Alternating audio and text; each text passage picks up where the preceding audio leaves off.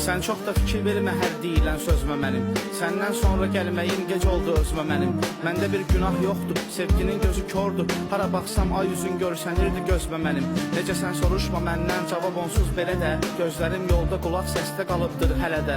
Yaşamaq çox çətindir, ölmək ondan da çətin. Keçmək olmur, ilişib qalmışam bu mərhələdə.